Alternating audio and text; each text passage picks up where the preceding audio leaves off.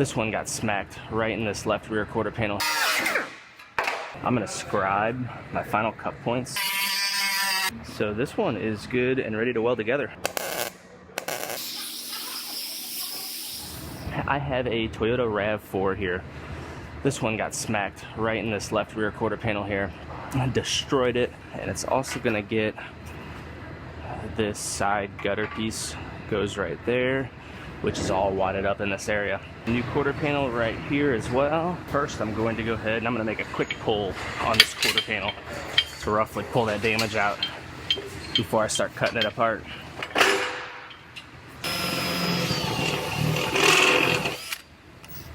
Since this panel is getting replaced, I just went ahead and drilled a hole in the middle of it. I'm gonna put this plate back here, use this to pull off of.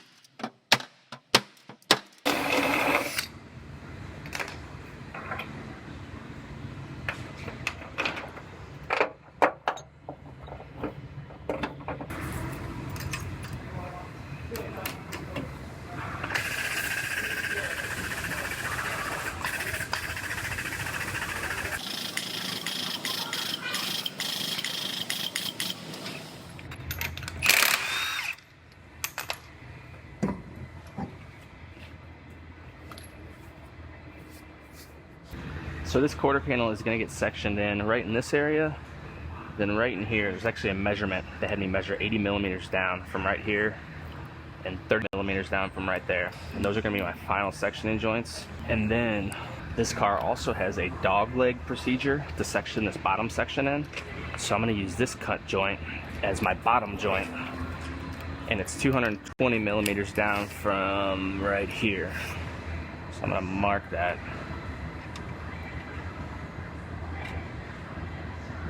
Cut these a little short to start with, and then I'll trim back to my final cutting points. So I'm going to go ahead and get this panel cut off and get this back piece cut off.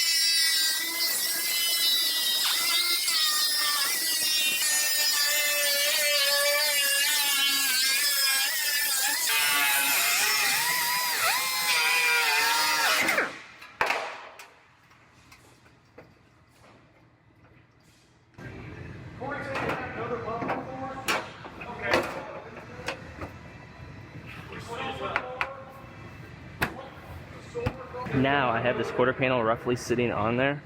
I'm going to scribe my final cut points. Then I will lift this panel back off and I'll finish trimming the car out to where I have a perfect cut right here.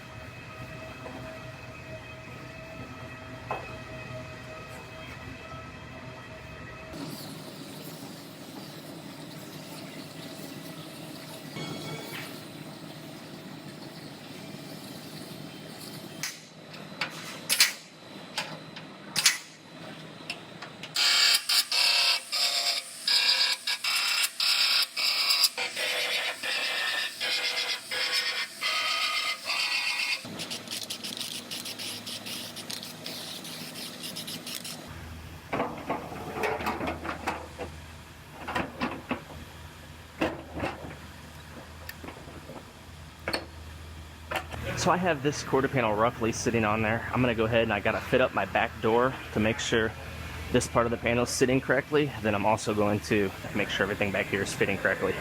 So I'm gonna do that. Once I get it sitting right where it's supposed to be, it'll be ready to weld on.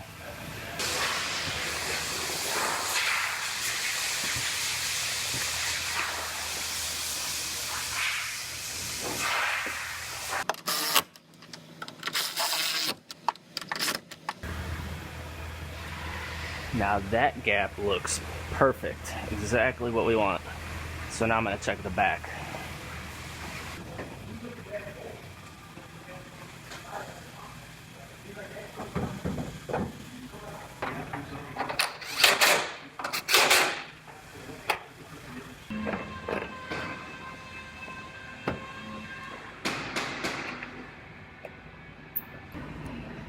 All right, let's see how this thing is fitting together. My gaps back here look very nice. They match side to side. I know I already have my door gap, so this one is good and ready to weld together. Go through and do my compression spot welding through all of this area first. Then I have to MIG weld the seams, and there's some MIG welds on the back here. I'm gonna go ahead and pull this one, pull the taillight back out, and get everything covered back up and start welding.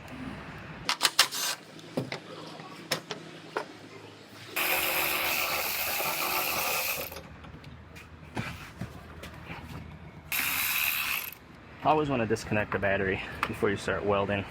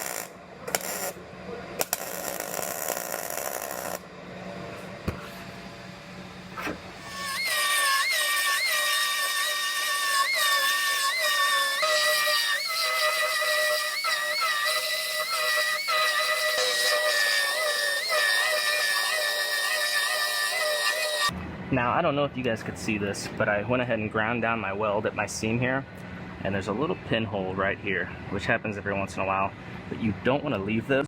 Reason being is if you fill over that, if moisture ever gets to the backside, it's especially important on like rocker panels and stuff like that, but it's important anywhere. If moisture gets to the backside, it will come through that pinhole and it will cause that body filler to start popping right here.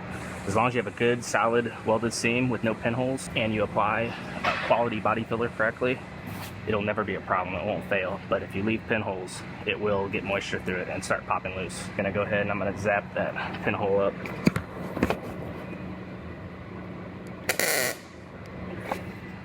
Just like that.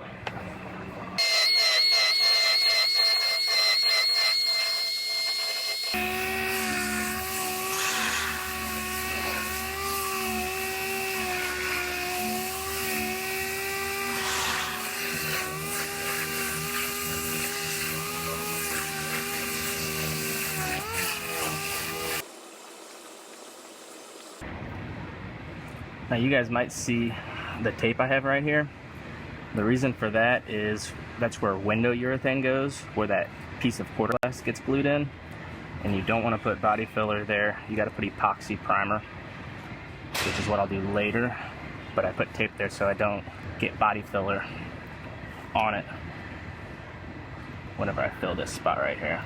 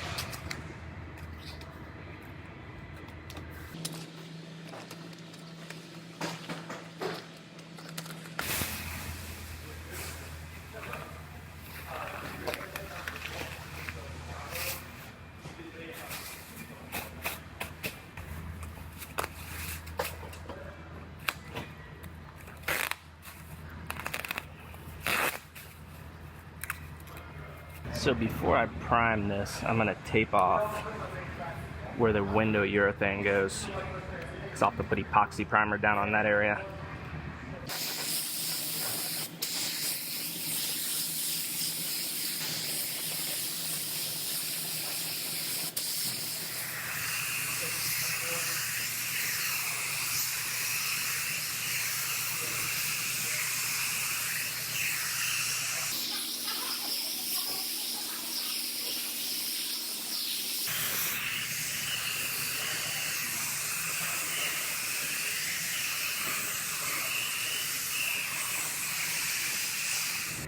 So this is the lift gate for that Toyota RAV4 that I just primed up, and it gets seam sealer all the way around where the outer skin of this panel folds around the shell.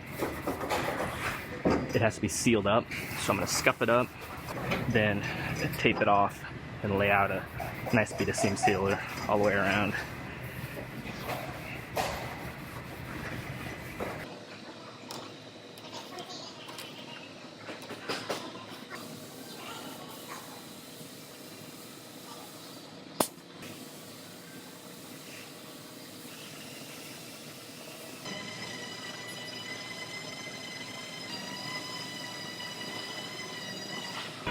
Now the stuff I'm using is called 3M Easy Sand. It's actually made as a plastic bumper cover repair or any type of plastic repair, but they also promote it for seam sealer, and it's self-leveling. So all the brush strokes actually smooth out and it levels out on its own. You just have to make sure you pull the tape before it dries, otherwise it will mess up your seam sealer. It'll pull it all loose.